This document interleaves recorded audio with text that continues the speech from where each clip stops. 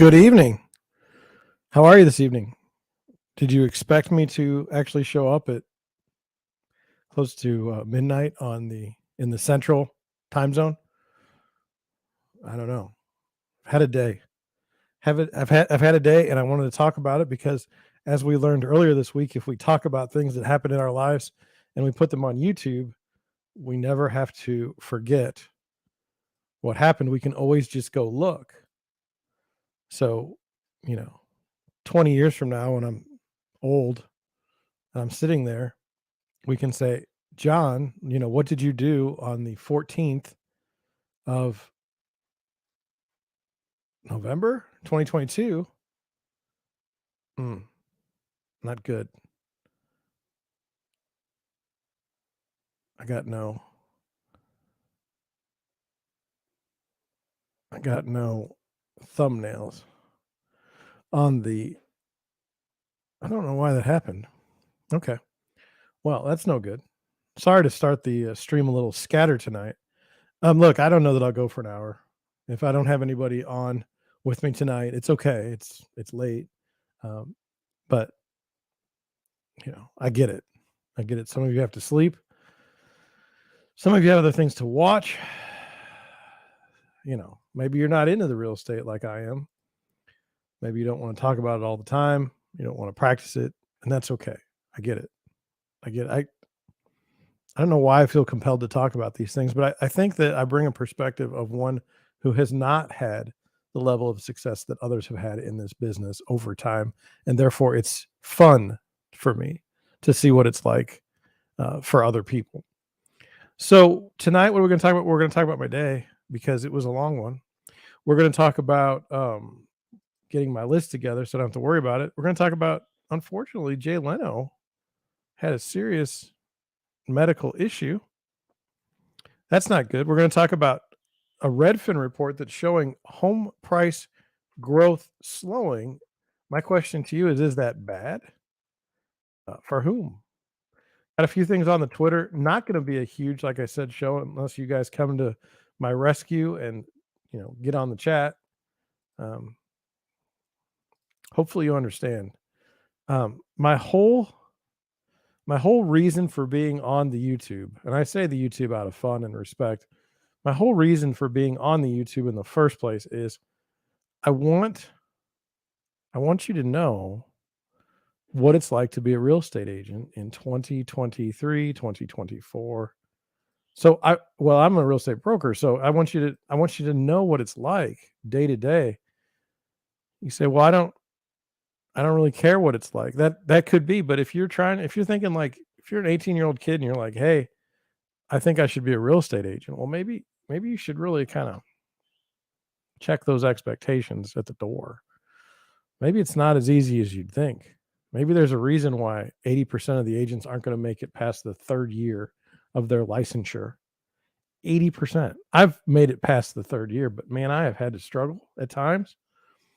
I've had to scratch and claw and kick my way to survive, and it's happened. I wake up every day thankful that I've made it this far, and I can only hope to go further. I wanted to say thank you to the subscribers that we got. We got a bunch of new subscribers today on a YouTube short video that isn't one of my funniest. It isn't one of my best ones, but the algorithm finally took it out there. I have believed for quite some time that if my content gets outside of 4 people, we can really do something. And that's partially why I'm streaming tonight. I've been on a good run. We're starting to see some momentum again. It's funny when you don't stream for a month because you're out of the country, it kind of screws up the momentum of your channel. And certainly I've seen that. Man, what a day. But let's start off first with who I am and what we're about. So my name is John Schenk, and I am the founder and managing broker of Deerwood Realty in South St. Louis, Missouri. We're a small firm, small being me only. I represent buyers and sellers. I want to help buyers buy homes and sellers sell theirs. That's what I want to do. How do I do that? Well, I try to be the best real estate agent I can be. And then how do I do that? Well, I look on Twitter. I look on the news. I try to be informed. I try to stay ahead of trends. I try to anticipate trends. I live and breathe real estate, and it's gotten to the point where I don't have enough clients to impart my knowledge on them. And so I've come to the YouTube to try and help others. Maybe if you're in a different state, something might apply to you. Certainly, generally buying a house isn't that difficult, but you can do it well or you could do it poorly. And we kind of always want to do it well. Selling a home can be an absolute disaster, but it can also be very, it can lift, if it can be like a weight lifted off your shoulders if you feel like that's the situation you're in. So we talk about things like that, and that's this channel. If that's something that sounds like something you'd like, then you should probably subscribe. But I watched today on YouTube earlier in the morning. Probably one of the first things I watched is you should never ask for a subscribe without giving someone what they have come here for. I don't know what you've come here for. Maybe you hit the wrong button on your remote.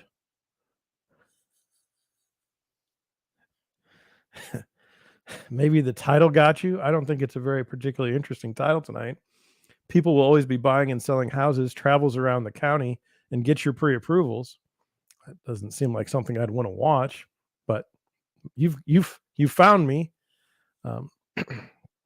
Anyway, that's what we do. If you do subscribe, I would appreciate it. But again, I'm doing it wrong because I'm not supposed to ask now. I'm supposed to give you something of value. Well, I'm not just another pretty face. All right. Well, let's talk about things. Let's talk about things. Let's talk about the day. All right. I'm going to talk about the day. I've got the list and I'll go over it. Now, last night, Sunday night, look, that's not like Sunday nights in real estate, not great. Better than if you have a job where you have to go work at like 7:00 in the morning. But I knew I had a lot to do, and I've got one problem, and it's a pretty big one. I have no car right now. I have no car.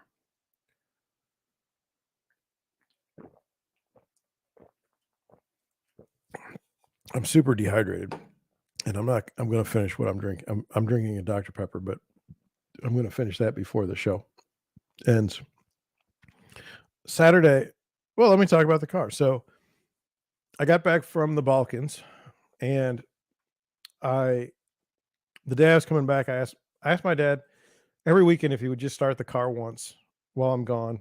That'd be great, because that way the battery won't run down and we'll be good. So the day I come back home, my dad goes to start the car. It doesn't start. He panics, which is reasonable. So he goes and gets the tow truck and has it towed to my favorite shop. My favorite shop says you're going to need a new alternator, you're going to need a new starter, and you're going to need a new serpentine belt while we're there. I was like, well, that's interesting. Oh, and a new battery. I'm like, well, that's weird. My battery's not that old. I bought a really good quality battery. But maybe, I got 100,000 miles on the car. Maybe it is. The alternator. So they fixed that. It's not going to be the starter. I knew that. So they fixed it. Got the car back. Drove it for about a week, and then I had another less than a week. And then I had another appointment another trip I was taking down to a farm. And I was like, well, I'll just take my jump. It just, when you press the button to start the car, it just kind of it doesn't start. It just starts going. It's harder and harder to start. So I was like, well, I'll take my jump. I have a jump starter. I was like, I'll take my jump starter. We'll go. And if something bad happens on the trip, we'll just use the jump starter and we'll be able to continue our trip and have a good time. That was stupid. So I took the car back to the shop and I was like, hey, would you go ahead and fix this? And they're like, okay, sure.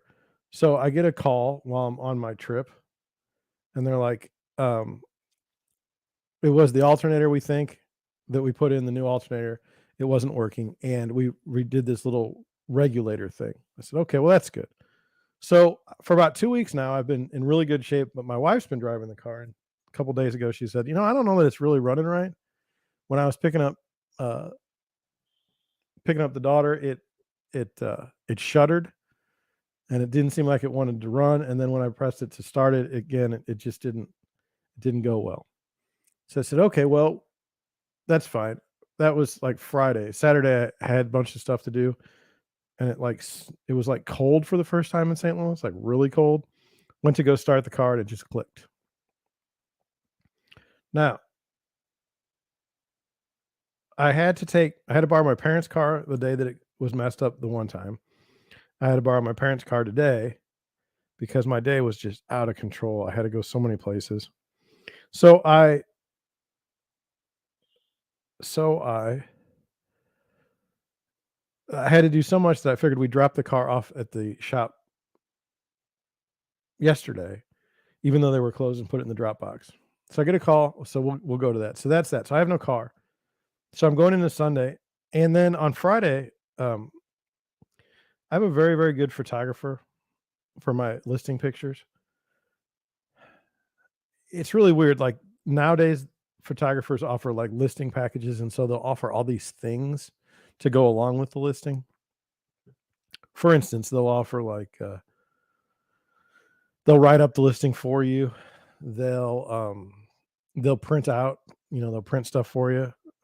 Really nice stuff, but none of those people are as talented as the guy I have. And by talented, I don't mean that we hide a bunch of stuff or anything like that. Our listings are true, but the pictures pop. And they have as long as I've known him, and so I won't not use them. Now, him and I for some reason are like cursed.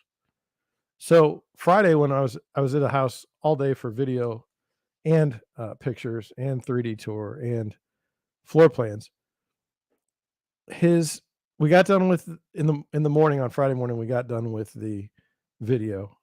In the afternoon, we got done with the pictures. We got done with the floor plans. We got to the 3D tour, and that thing just would not work. That computer would, or that phone just would not work. It's not a phone. The phone hooks up to the camera, the 3D camera. So anyway, he's like, "This isn't going to work. Can I come back on Monday?" Well, sure, you can come back on Monday, but I have to be there, and that means that the sellers have to keep their house in immaculate condition while you're getting this, for the weekend. And you may think that's no big deal, but man, living is hard. Living is hard, and staying clean in the house is difficult. Well, so anyway, the first thing I had to do was at 10 o'clock. I had to be at this place to get pictures. After that, I had to go to Clayton, and let me tell you why I had to go to Clayton. Clayton is the city. It's like the city hub of St. Louis County. I have a listing where I have a listing, and we need to get an occupancy permit inspection. And normally you go on your computer on the internet and you just type in like occupancy. You just type in the address and everything, and you pay your money, and you're good to go. Well, when I was going on, I've looked at this place 3 times on the internet, and the name of the owner doesn't come up. And so the only way to fix that is to do a paper application and send it in along with your check. Now, I don't want to do that. First of all, I don't want to go to Clayton. They used to have satellite offices, 2 of them. They had one in South County and one in North County, but they closed those during the pandemic, and they've never reopened them. So annoying. So annoying. So now Arnold to Clayton, Arnold's in Jefferson County, Clayton's in St. Louis County. So I'm driving over a half hour to get to Clayton. I get to Clayton, and I'm just telling you my story for today. I don't have change.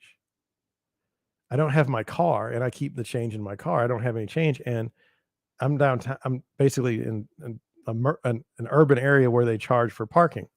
So what am I going to do? Well, there was this thing. There was a little scan code on the parking meter, and it's like, scan this app. You can use this app to pay. And I'm like, it's 30 degrees outside. I don't really want to do this, but I don't have any change. So I download the app.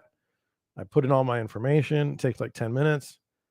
And so how much time do I need? I feel like I'm going to need 45 minutes to go into this building, figure out where I have to drop off this application, and come back to the car. And I don't want to run afoul of the law. I mean, I understand. I don't want to get a parking ticket. So I get all that done. It says I've got a half hour to go. I think it cost me maybe 75 cents. And then the app charges a convenience fee of 20 cents. So I'm in this thing for $1, and I'm freezing to death because I was outside and it's cold.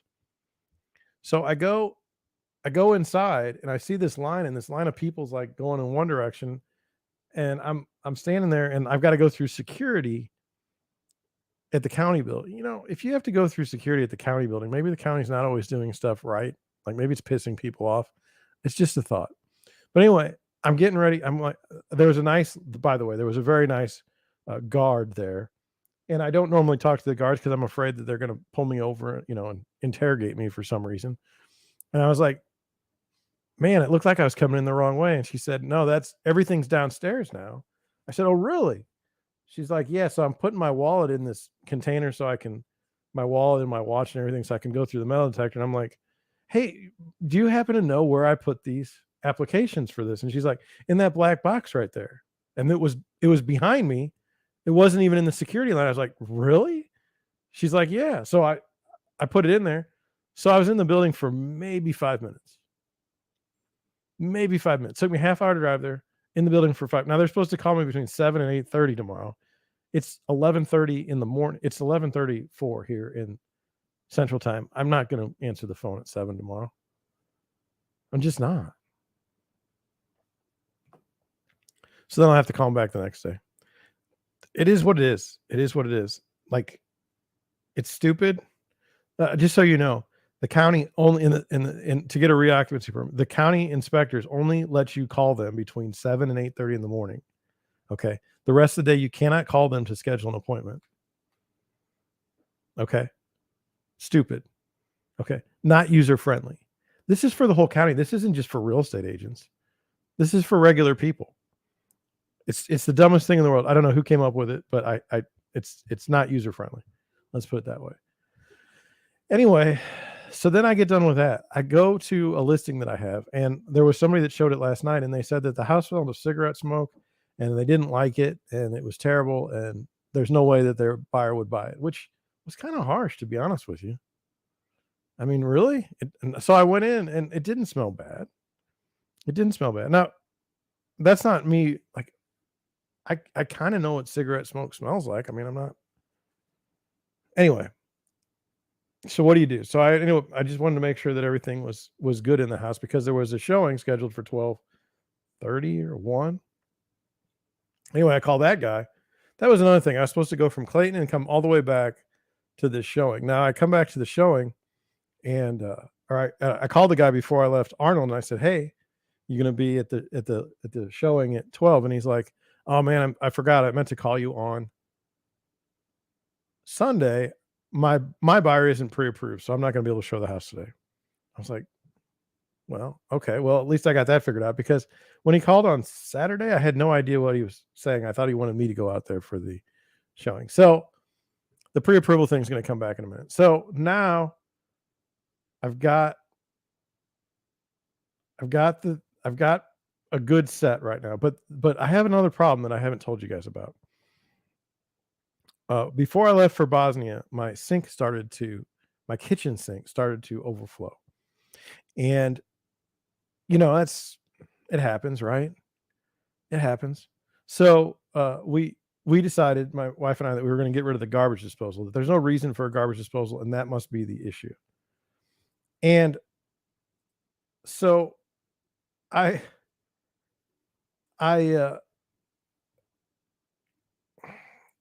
didn't want to spend the money.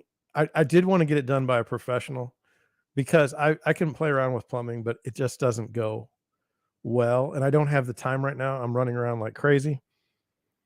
So then it kept getting worse and worse and worse. And 2 nights ago, my wife was like, "John, the water's just backing up and it's going slowly.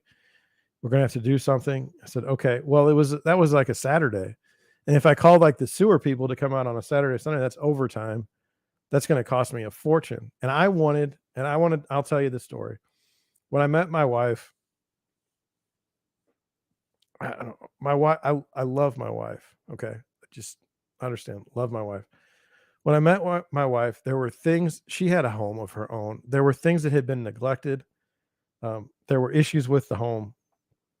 And as I, moved in, and I didn't move in, but as I went over there, I started fixing things over and over and over.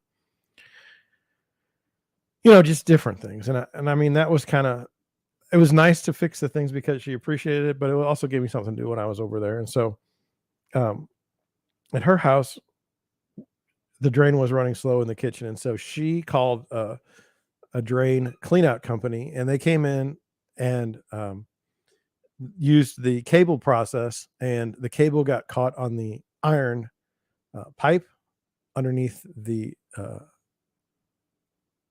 concrete in the house, which caused it to break. And so that meant we had to dig up, or someone had to dig up the floor, bust through the concrete, and get enough space for the pipe so that the person could make the changes to the pipe and put PVC in. And so ever since then, I've been very skeptical of the idea of using a cable to cable out the sewer, especially in the kitchen. But I also hadn't had my sewer from my house to the main line uh, cabled out in a number of years, and I just wanted it done because it's such a bad situation when you have a backup in your basement. I have a finished basement now, so I wanted to get the hydrojetting. Now the hydrojetting is 3 times more expensive than cabling, as I found out. So I called the lady today. I was like, "Hey, would you hydrojet my sink? And I want to get a maintenance done on the line to the sewer." She said, "Sure." I said, "I'd like to get it hydrojetted." She goes, "Well, that's going to be 3 times more than what we charge for cabling, and we can't do it until like next week because it's going to freeze. The water's going to freeze." I said, "What?" She's like, "Yeah, we're not going to do that. Not going to be able to do it until it's warmer." I said, "Okay." So called my wife, called my dad, and I said, "We got standing water in the sink. My wife we can't have Thanksgiving this way. I think we'll just get it cabled and, be done with it." Plus, they said that we can't really do hydrojetting inside, um, in a finished basement because water goes everywhere, and I understand that. So I was like, "When are you coming?" "Between 1:30 and 3." Okay. So I'm driving. I go get lunch. I have a sick kid. I mean, this is my day. Have a sick kid, and I feel bad. She's 13, great kid. I don't like when she's sick. Wife has got meetings all day on her computer for work. I texted my wife after I left the listing, and I said, "Hey, do you guys want anything? I'm going to Culver's. Do you want anything from Culver's?" Wife said, "Bring anything." Uh, Sick kid said, "I'd like a milkshake." They got a frozen custard, and I said, "You want M&Ms?" She said, "Yes." So I go there. As I'm driving there, the sewer guy calls me and says, "Hey, I'm done with some jobs early. I can be there about 12:45." It's like, "I'm not going to be home. Come on over. My wife can let you in." But my wife wasn't going to let him in because she's in the meetings and can't move. Anyway, I go to Culver's. I get a text from my wife that the man's ready to work. So I get home. Now I've got a nice cheeseburger, double cheeseburger. That's what I like. Got the food for the kids. I've got it for my wife.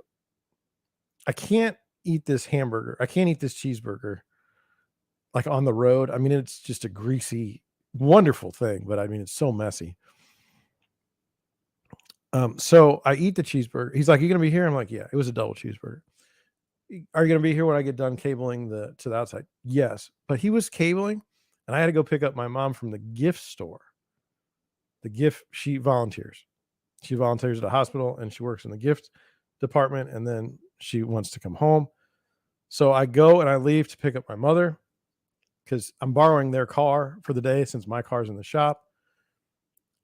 At the time, I said, "Hey, I'll pick you up at this time." It was about 15 minutes past when she was due. She tells me that she's eating lunch at the hospital, and she will not come to the car until she finishes her lunch. Now, she's 70 some odd years old.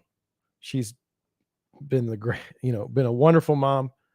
If she says that while I'm borrowing their car, my mom and dad's car, there's no way that's going to fly. No way that's going to fly. So I said, okay, well, I'll wait in the parking lot. Wait in the parking lot 5 minutes. By that time, I'm getting texts from my wife saying the man is having trouble at the house. You should probably come home. I'm like, I'm trying to get home, but my mom is being prickly. She's not interested in hurrying. Pick her, or finally she says she's ready to be picked up. Pick her up, drive back home, drop her off, get home just in time to talk to the guy. He's getting off the roof, and he said, I've run a drill through this and it gets stuck. I've run the heavy machinery through it and it gets stuck. He's like, I think you have a collapsed sewer line in the basement under your man cave. So when we had Anissa's, my wife's problem with her house, I didn't remember if I had it cameraed out, camera to make sure that was the problem. But I said, hey, okay, man, hey, put on the camera. I'll pay the extra money, put the camera on, and let me know what you got. And he's like, okay. So he's like, you're not gonna be able to see anything though, because it's all dirty down there. It's all water. It's all filled with water, and it's just nasty.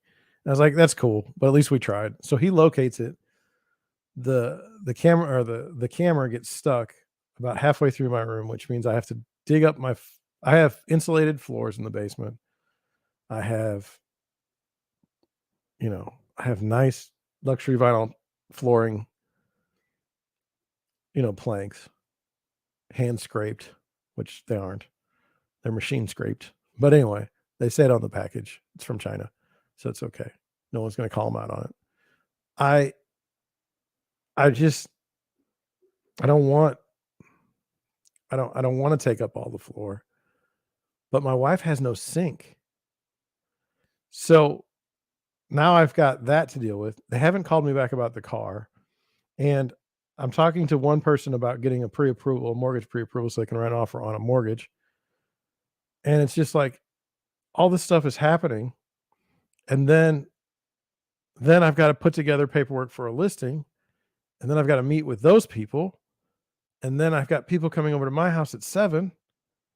And then I've got this wonderful live stream to do. I have been on the go since before 10. And I haven't stopped. When you say, well, you were having an event with people and they're, well, yeah, but I was the host with my wife. She's a wonderful hostess. But, we have to clean all that up. Now you say, why did you have people over if you didn't have a kitchen sink? Well, I haven't seen these people in like two months, and they're my friends. I like them. Then I got done with that. I come down here. We got serious problems, people. We got no Thanksgiving at the house. We have to cancel Thanksgiving because we don't have a kitchen sink. There's no way I'm going to get to that flooring. I've got serious problems here. I love to live stream. How am I going to live stream at night when I've got to dig up this floor and cut through the concrete and dig through the concrete? By the way, that's a terrible mess. Digging through the concrete is a terrible mess. I wouldn't wish it on anyone. It's dusty and dirty, and just nothing is good about this situation. Just nothing. I'm just telling you this so that you understand. Now, if I do this, it gets a little furry or whatever. I'm sorry. I got to figure that out, but I don't want to do it tonight. I'm tired. So I've told you about my day. Tomorrow, I should get up at like 7 for this guy to call me about an appointment. I don't want to get up. I don't even know if they'll get the paperwork tomorrow. So what am I supposed to do? I got to go get measurements for a place, and then maybe I can catch my breath around noon. But we got problems. I love live streaming. It takes a couple hours to get it ready daily.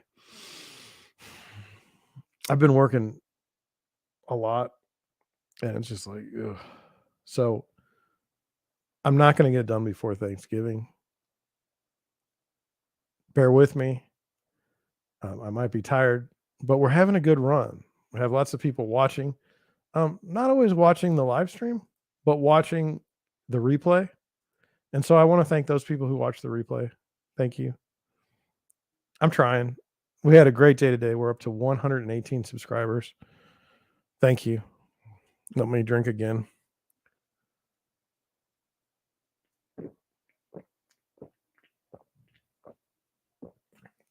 That was all I had left. So we're toast. Anyway, found out about my car after I had to pay the bill for the sewer. I don't have any of the work done, by the way. I have to dig up the floors and everything. Um, anyway, the sewer bill, not great, but they were very nice for what they charged or what they could have charged. Great people, no complaints. Um, and then they called me about the car. They said that the software isn't right on my car, and so they're going to need to do a reset or something. And the guy wasn't there today. He has to do it tomorrow. Who knows what that's going to cost?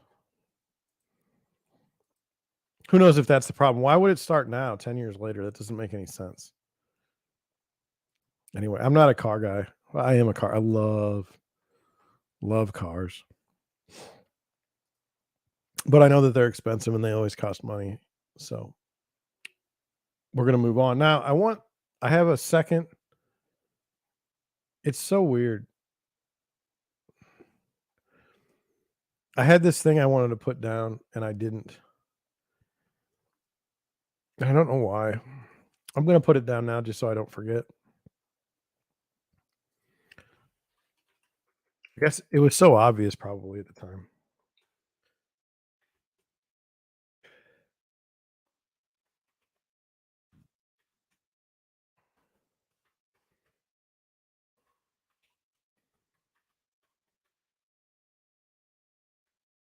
Okay, I put it on there. Man, I am hot. I'm sweating. Ugh. And by the way, this is a bad thing for people of different cultures. It wasn't intended. It was just I literally have an itch in my beard. I need to shave. Okay. Here we go. This is the one that I want to save for the videos today, but I just hope I don't screw it up. You guys, I don't know how you buy a house. I don't know.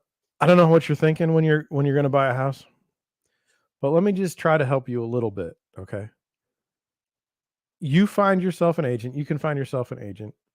You can find yourself a property and you can find yourself a mortgage lender, okay? In which order should you do those things? Well, I'll tell you the way I would do it if I were you. Number one, I'd find an agent that either my friends worked with or I'd heard good things about or I saw on the internet on a YouTube show out of St. Louis, Missouri, and that guy's really cool and you should probably use him.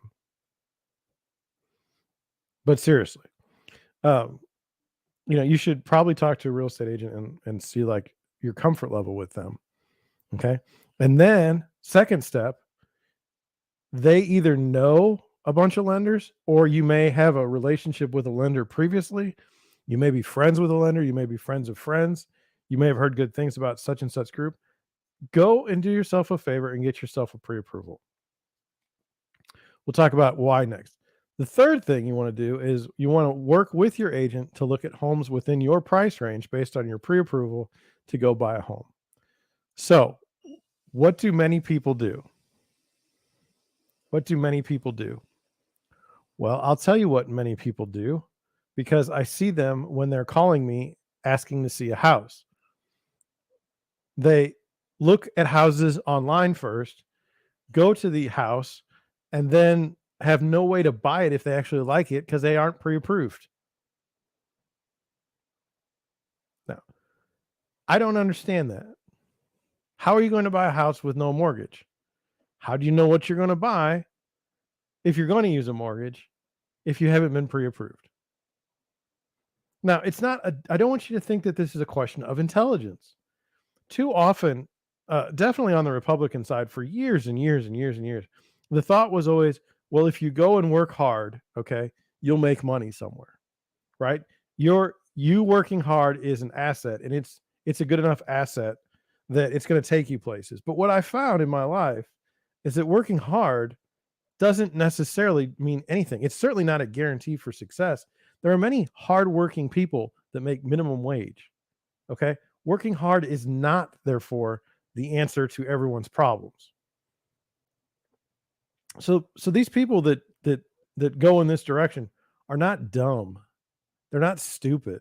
Okay. So I don't want to hear that. It's just somehow it doesn't occur to them what the right process would be to go buy a house. And by the way, when I say the right process to buy a house, why is it the wrong process? In the sense that they still end up getting a house. It's just more roundabout. So you see a house and you don't have a pre-approval. Well, now you can't put an offer in on the house that you want. So you need to get a pre-approval. See, if you get a pre-approval, then you know that you can afford the house.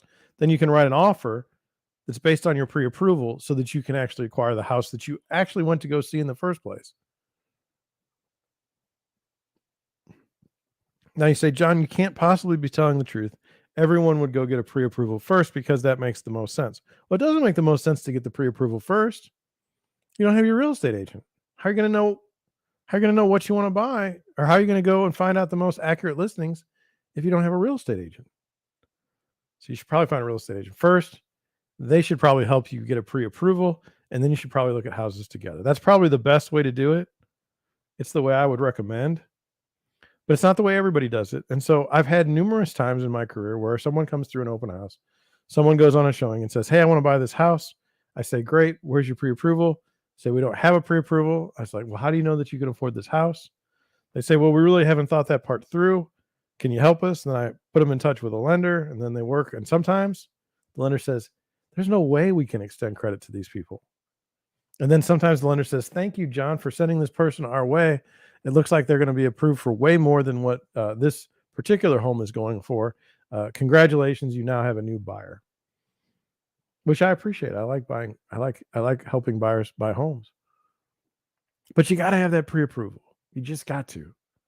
So why do I know that this is true? Well, the one buyer for Saturday or for Sunday showings, they were working with a real estate agent, and the real estate agent, when I talked to him today, said they don't have their pre-approval, and I don't want to waste your time going to a house without a pre-approval. So what are they doing? They literally saw the house online. They're like, "Hey, I want to go see this." They call their real estate agent out of the blue, and they're like, "Hey, let's go see this house." And the real estate agent, it's Saturday, it's Sunday. They're watching NFL. They're watching whatever you watch on Sunday that's not the NFL. They're working in their yard. They're doing anything that they want to, but they sure as hell don't want to be showing a house to someone that's not pre-approved for a mortgage. I'm just telling you how it is.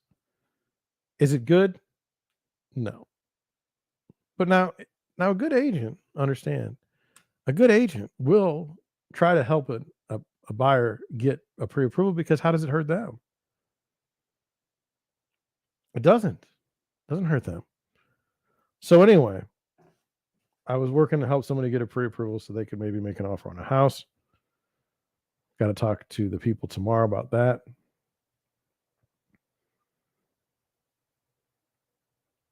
I have an interesting story about that. I don't know if I should tell it. I don't know if I don't want to. I don't want to single anybody out, but I will. I will say this: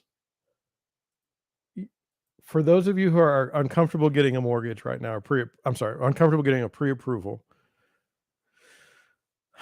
I'm not a lender, but I want to tell you something that comes across my desk pretty much every deal.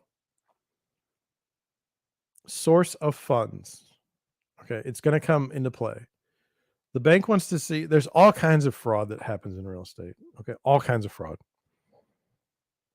And so one of the ways they try to prevent fraud is they try to, um, how do I put it? They look at the source of funds. So if you want to go buy a $150,000 house and you're going to put down $50,000 as a down payment, well, how did you get the $50,000? Okay. Now, it's not unusual for people in the United States to get gifts from family members to put money down for a house. This is not unusual. And as long as you tell the lender, like, we're planning on getting a gift from so and so, that's great. They can source the funds. Everything's good. But what happens if you take your paycheck in cash? Not not to try and avoid taxes, but the bank, the amount of money hits the bank account, you take it out immediately in cash and you stash it under a mattress. Well, now when you want to go to source the funds, the lender wants to go to source the funds. There's no way to source that money because they have no way to know how that money got to you. So you almost always going to end up getting a gift letter from someone because you have to show this, you have to show how you got the funds. Just what I'm saying is there are things you can do before you even get a pre-approval that will help you in the approval process. 1, have a job. 2, have a good credit score. 3, have a source of all of your funds. I mean, it's that easy. It's that easy. If you can do those three things, you're going to get a pre-approval letter. I have no doubt. I have no doubt. You don't have to be worried. You don't have to be concerned. You're getting your pre-approval letter. So keep that in mind when you are thinking about. By the way, when you're just thinking about buying a home, go ahead and start working with an agent like myself. Now, I say this, and we'll go both ways on it. Watch this. One, like you want to work with someone like me because I don't care when you buy a house as long as you're buying a house. So I'm not going to call you like if we go look at houses one weekend and you're like, I didn't like any of those houses. I don't want to write an offer. I'll be like, okay. And then when the next weekend rolls around, if you don't call me or you don't email me or you don't text me like an address and you don't tell me that you want to see a house, I'm not going to bother you. I figure you're old enough. You can figure it out. If you're going to be able to buy a house, you ought to be able to text me and let me know that you want to go see one. Like, so the next weekend, if you don't, I'm not going to call you and be like, hey, you need to buy a house this week. Why am I not going to do that? Because it's annoying. I don't see the point. Like, you are your own person. You should be able to do that if you want to buy a house. So that's, to me, I don't pester you. When you see a house that you want to go, when you see a house online that you want to go see, you call me, you text me, we set an appointment and we go. If that's a year later, so be it. We'll probably have to get a new pre-approval. A lot of them only last a month now. Some of them last 6 months. It just depends on the lender. So just keep that in mind. My lip is a little different color, so I was kind of like, what's that about? So I don't even remember where I was going with this. I'm sorry. I lost my train of thought when I saw my colored lip. Yeah. So I was on a roll. People. It's very annoying. Okay, well, I guess I'll let that go. Just keep in mind, pre-approvals are good. They're helpful. Oh, yeah. Now I know. If you pick an agent that's like all over your case all the time about we need to go see houses, we need to get your house, it's so important that we buy a house, and they're like pushing you to buy a house, that's not somebody that you want to work with, in my opinion, unless you feel like that's the only way you can get ahead.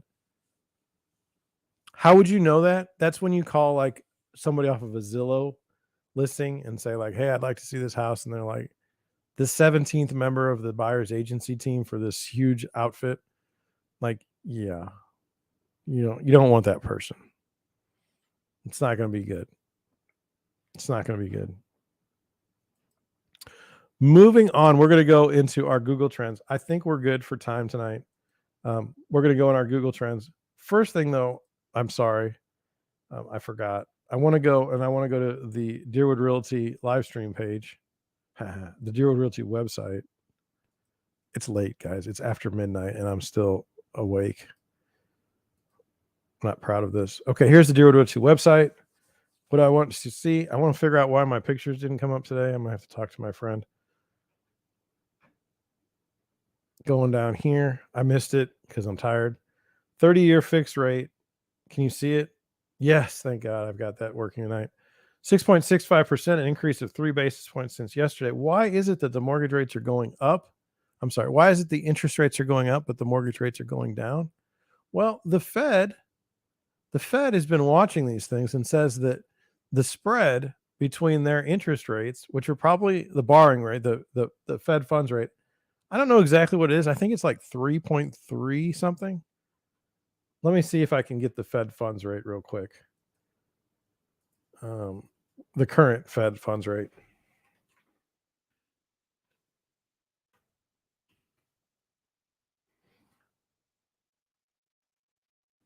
Okay, so it's between the effective funds rate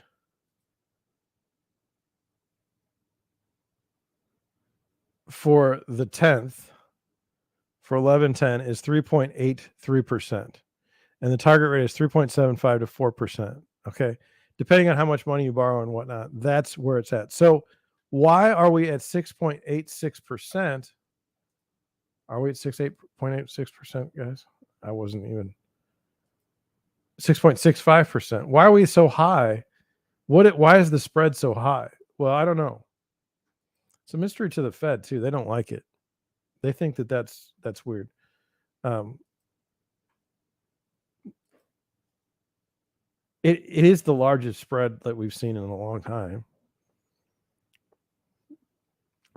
All I can say is that the cost of money is more expensive. Like it's either the inflation or something is causing, discomfort in the lending markets in that space. And so um, I don't know if they raise rates more, rates going to, if they raise the target, if they raise the Fed funds target rate, are we going to see mortgage rates drop because the spread is so high and they're trying to root out inflation? By the way, inflation, the market rallied Friday because of a report that the CPI was, I believe, 2 percentage points, 0.2 percentage points lower than expected. Consensus was 7.9%, came in at 7.7%, made the market go crazy. That's the narrative. Other people are saying that it was a short squeeze. I don't know the answer, okay, but that's going to come into play later in the show. Hopefully, I'll get to that discussion. Let's move on. Google Trends article. I wanted to go over this because I feel terrible.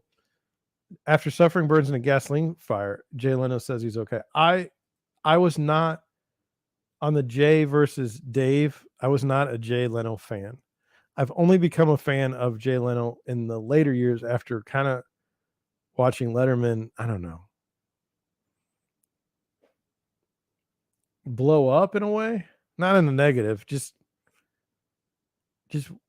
weird situation there. So let's go over this. I'm the reason why I'm bringing it to you is I'm genuinely interested in what happened. Okay. And I haven't checked. It says Jay Leno suffered serious burns, but said Monday he was doing okay. I got some serious burns from a gasoline fire. I'm okay. I just need a week or two to get back on my feet. The cause and time of the fire weren't immediately clear. This former Tonight Show host is known for his famed car collection, which is housed at a garage in Burbank, north of Los Angeles. Leno's publicist and production company did not immediately return. I don't care.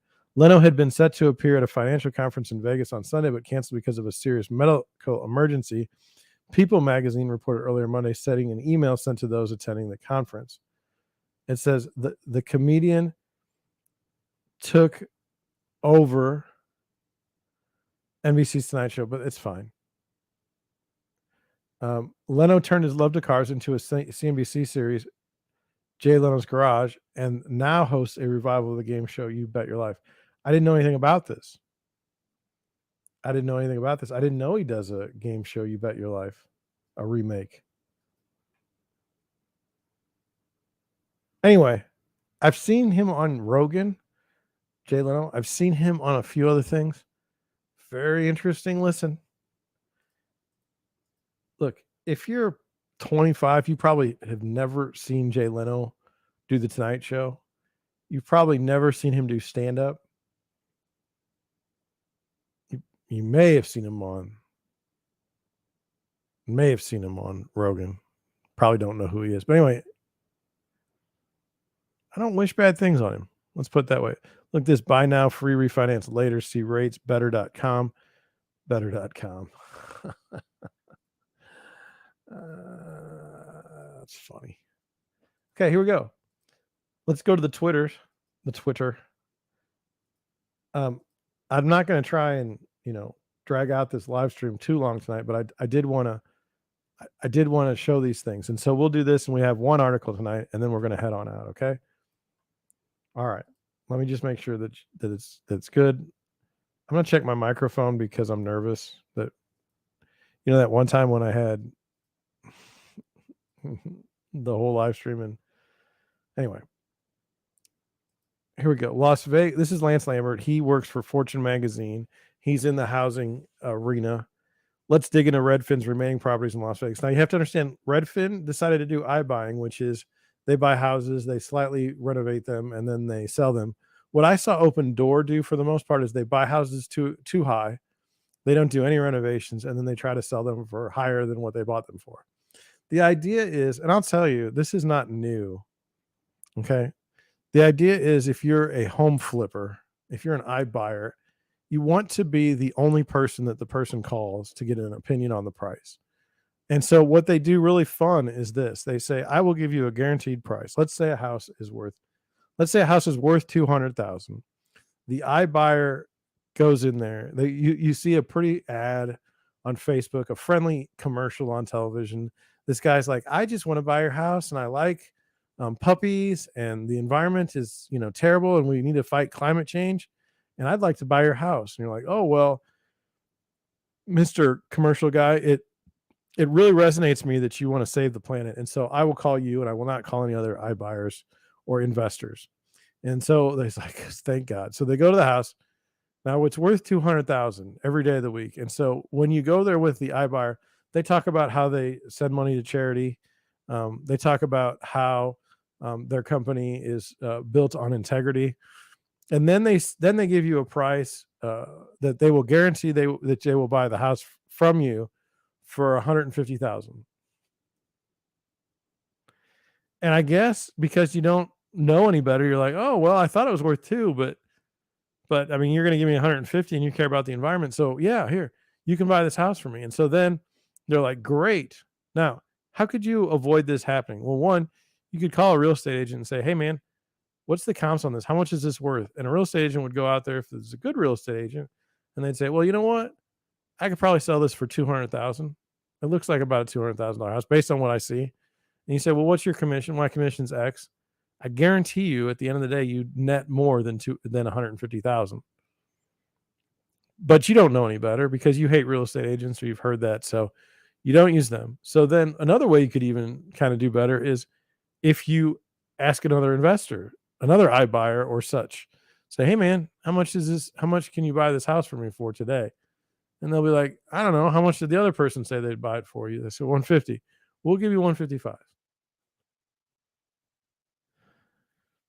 You're like, "Man, that can't, John, you can't, that sounds so stupid. There's no way anybody'd fall for that." It's not falling for it. It's slick advertising. They see the pretty face on the TV. They're saving the penguins. They're saving the polar bears. And now they want to buy your house. So, I mean, there obviously can't be bad people if they're going to save the polar bears. By the way, look at the polar bears population in the world and be blown away by that number. Okay, so that's how it's supposed to work. Now, how does the iBuyer screw it up? Well, the iBuyer normally goes and tries to find either bad agents or people that can't make it as regular agents, and so they call those people and they're like, "Hey, we want you to work for us. We'll give you a salary, okay, and you just do a whole bunch of work for us, and you get paid like a fraction of what a regular real estate agent would make. But because you don't ever go out in that field, it doesn't matter. You'll never know." So they're like, "Cool, I got a job." Yeah. So then they go out and they're like a normal real estate agent, and the whole planet knows that the house is worth 200. The agent that works for this company doesn't know they're asked from a hole in the ground. And so they're like, "Okay, well, I'll give you 215,000 for this house. House is worth 200." The seller of the home immediately immediately jumps on that. "You're going to give me $15,000 more than what somebody can sell this for, and I don't have to pay commissions? I'm in." And that's what you have. That's what you have right now in the housing market. You have somebody, and then because they're buying up a great percentage of the homes. Now you're seeing, well, we bought like 7 homes in this area, and they're all overpriced. If you want to live in this area, you now have to buy from us at this overpriced rate. Wow. Wow. Okay. So anyway, it says, and so anyway, Redfin was losing millions of dollars. They had to get out, just like Zillow did. Open Door and like the other one, maybe they'll make it. I don't know. Let's continue. Back in June, Redfin now bought this North Las Vegas home for $457,000. In August, Redfin listed it for $449, 449,000, which was cut to $399.9 by late September. Before relisting it at $395, it was briefly listed for rent. It remains unsold. Now we don't know if this is true that they own this house. This is just somebody that's trying. I mean, doing their best to figure out. But this is the narrative. It's the same one I told you. The house was probably worth, okay, $449. Okay. And then this idiot iBuyer bought it for way too much. And now they can't possibly make money on it. Moving on. It says, I'm going to this lifestyle to take time in between properties. I'm not cherry picking. I'm going in order based on search results of clarkcounty.gov and then cross checking the properties on realtor.com. Here's why I'm looking at Las Vegas. Vegas property records are a public record. It gives us a good look into what's happening in Western boom towns. It's odd that home sales aren't public record in every state. I'd really like to see data in Idaho, Montana, Texas, and Utah right now. I don't know. Is it public record? I guess ours is in Missouri, but we've got in non-disclosure states, your neighbor can't find out the value of your home. Neither can you. We know the value of people's homes. That's why we have realtor records. But it's not. I guess it's not public records. But I know that all of ours, the tax records, all of our title companies are required to submit the sales price of the homes to the county, or else they get in a lot of trouble. Anyway, if it sells, okay, in July 2022, Redfin bought this North Las Vegas property for $475,000. They listed it for $490 in August. Now, if it would have sold for $490, that would have been a tidy profit. As of today, it's down to $399.9. If it sells for $399.9, it'd be a 15.8% drop. However, that'd still be 17.3% above its January 2021 sale. Redfin owns this North Las Vegas home. It was bought for $447,000 in June. It was listed in August for $474. As of today, it's listed for $424. They're losing their shirts on these investments. And you say, how can they do that? They have a lot of Wall Street money behind them. All of them do. You say, why is the Wall Street money going to keep giving them money? It's because Wall Street doesn't understand housing. I don't know what Wall Street understands, but it sure as hell isn't housing. If you tell them that you've got a platform that uses technology and AI, I could probably get $1 billion valuation on my company just from saying those two words right now. It's just unbelievable. In July, Redfin bought this North Las Vegas home for $610,000. By August, it had it on the market for $674,000. As of today, it's down to $499,900. If it sells for $499,900, that'd represent an 18% drop in home value in just 5 months. So he's going over this. I'm getting tired, and I don't want to talk about this. And by the way, it says, this is one thing that you wrote there at the end. iBuyers charge a service fee.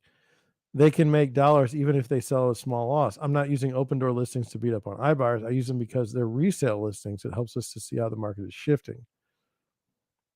It says typically when Open Door buys a home, the sales price isn't actually what they paid. At least in the Charlotte area, they get 2 to 3% or more seller concessions at closing. Their business model is failing, but wanted to provide that color. That's right. You pay them a fee for the joy of them buying your home for more than what it should be. It's ridiculous. It's ridiculous. Moving on, the Kobayashi letter. I'm going to make sure that you guys are seeing. Okay. We currently have $2 trillion lost in crypto in the collapse of the FTX. 80% of tech stocks in bear market territory. The biggest wave of tech layoffs since 2001. The fastest falling housing market since 2011. Worst earnings since Q3 2020. How is the S&P 500 only down 18%? That's the good question. Shouldn't unemployment lead to less spending? And Mark Zandi's point is that it's not leading to less. There's not that much unemployment. Okay. And even if there was, they have their funds they've saved from, which is a really ridiculous thing. They have not saved any money from the bailout or the checks that they handed people, the stimmy checks. So that money's all gone. But we haven't seen we haven't seen the unemployed resort to not buying anything. It's not showing up in the numbers yet. That's why he says it's not a recession. He's wrong, in my opinion. It's a terrible recession. It's going to get really, really bad. But whatever. We just disagree on that point. We'll see who's right in the end. We will. I mean, I could be wrong. I'm just a guy. This is Adam Tumerkin. As I've said before, the jobs that are being shed are marginally higher paying jobs. This doesn't even account for the brutal layoffs in real estate loan origination sector. Will be interesting to know how this plays out, but in my opinion, it isn't good for upside economic momentum. So there's the tech layoffs, 120,000 layoffs. Uh, the 2000 and 2001.com layoffs were 107,000. Q floor layouts have just begun. A brutally cold tech winter is coming. They do not have. Oh, do they? They have Amazon there with 10,000. They should change Intel and Snap and all this stuff to numbers like Meta and Twitter, Salesforce and Amazon.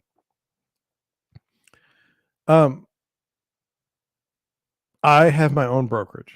I have saved cash so that I can get through any market. Okay. I'm not bragging because I could eat it, I suppose, at some point. But the reason why I don't make bank, okay. I struggle. I struggle because I have to keep so much cash. I'm self-financing my own company. I struggle, but look, I never wanted to be really, really good at something. Like, say I'm the best loan origination officer there is. If I work for the company and they decide, like Wells Fargo, they're not interested in lending on homes anymore or being the top lender in homes anymore, I'm out of a job. And you say, well, you can go get another job. Yes, but not in a market that's coming. Not in that market.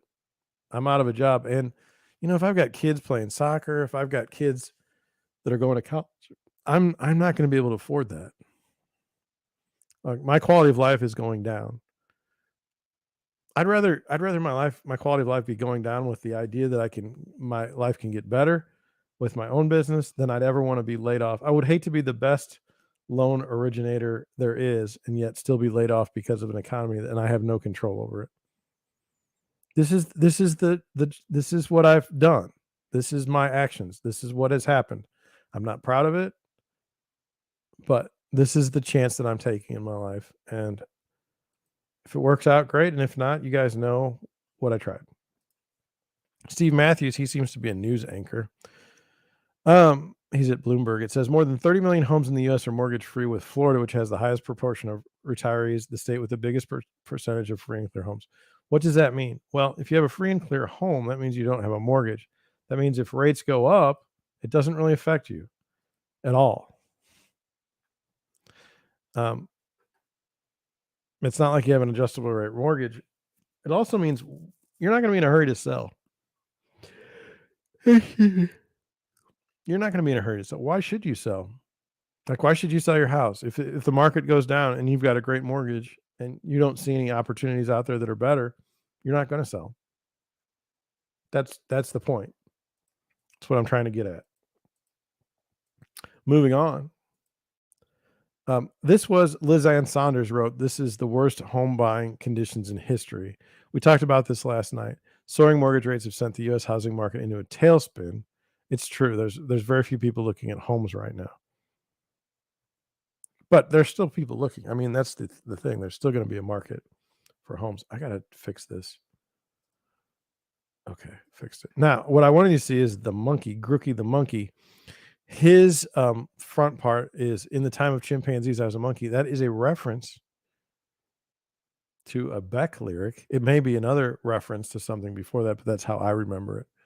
Loser is the name of the song. For those of you who were in their mid-20s in the 1990s, you would know that if you listened to Beck. I kind of liked Beck. New Pollution, I was a big fan of that song. New Pollution. I can't sing it and I can't show it on my live stream because they will flag me and take away the income that I don't have on the channel. But that's where that is. But I wanted to go here. We're here. Okay. This is the real estate cycle. Okay. So it says exuberance, sellers in control, buyers must compete. Okay. Then we go to disbelief, sellers reluctant, buyers cautious.